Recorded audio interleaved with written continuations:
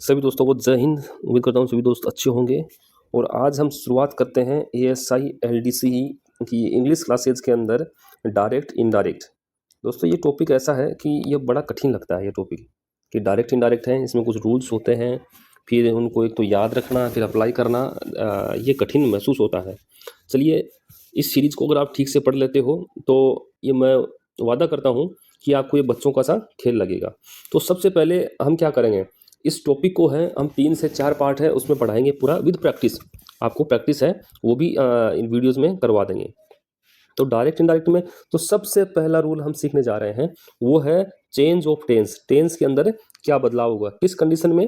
देखिए जो reporting verb और रिपोर्टेड स्पीच दो चीज़ होती है।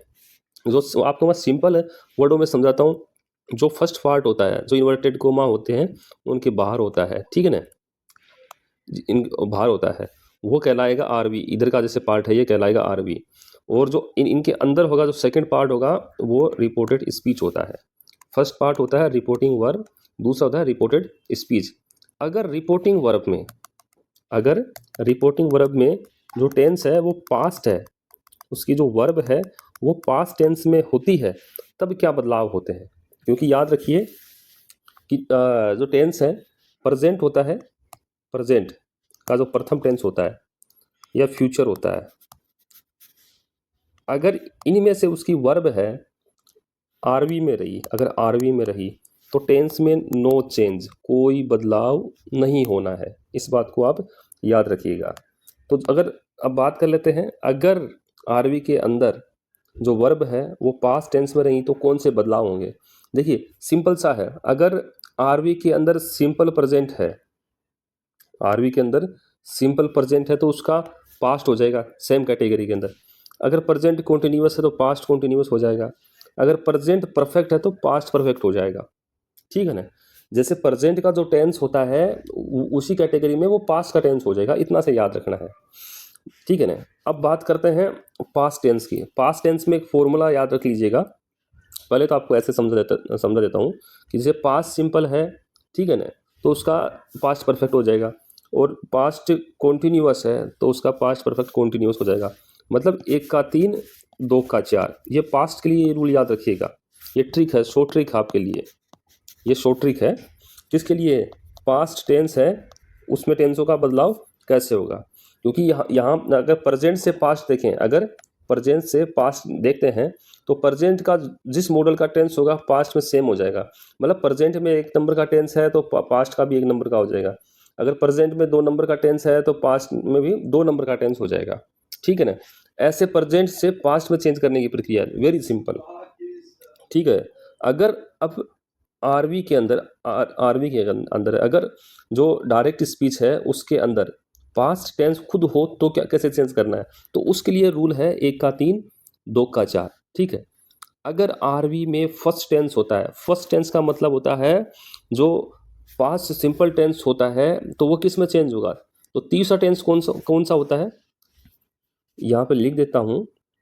अगर आपका सिंपल पास्ट है, किस में है, आरवी के अंदर, डायरेक्ट स्पीच में आरवी के अंदर, तो ये किस में चेंज हो जाएगा, ये अपने ही 3 नंबर में, 3 नंबर का कौन सा होता है, पास्ट परफेक्ट होता है, पास्ट परफेक्ट टेंस होता है, उसमें चेंज हो जाएगा। अगर 2 नंबर का टेंस रहा, 2 नंबर कौन सा होता है, पास्ट कॉन्टिन्यूअस टेंस होता है। अगर आरवी में पास्ट कॉन्टिन्यूअस टेंस है तो वो किस में चेंज होगा, तो वो पास्ट वाले में 4 नंबर में चेंज होगा। 2 नंबर का टेंस किस में चेंज होगा, 4 नंबर में। तो 4 नंबर का कौन सा आता है, पास्ट परफेक्ट कॉन्टिन्यूअस टेंस, ठीक है। तो ये रूल समझ गए होंगे। ये होता है 1 का 3 2 का 4। तो यही एक शॉर्ट ट्रिक है जो इस टेंस में आपको समझना बहुत जरूरी है, 1 का 3 2 का 4। तो ये था टेंसों में बदलाव। इस वीडियो ज़्यादा लंबी नहीं करूँगा, आपको एक एक चीज़ है वो समझते जानी है, ठीक है। नेक्स्ट वीडियो में जो बाकी जो आरवी रिपोर्टिंग वर्ब और रिपोर्टेड स्पीच में और क्या करना है, एक टेंस में और चीज़ याद रखिएगा। देखिए जो अपने तो प्रेजेंट हो गया, एक फ्यूचर हो गया अगर आरवी में आता है। दूसरा प्रेजेंट का चौथा टेंस ये होता है इनका, मतलब ये आते हैं ना, अगर आरवी में आते हैं ये तो ये नो चेंज रहेंगे, इनमें कोई ही बदलाव नहीं होना है, ठीक है ना। बाकी बस याद रखना है, जो मैंने ऊपर टेंस के बदलाव समझाए बस उन्हीं को याद रखना है। उसके अलावा अगर टेंस आते हैं तो नो चेंज होगा, कोई बदलाव नहीं होगा, ठीक है।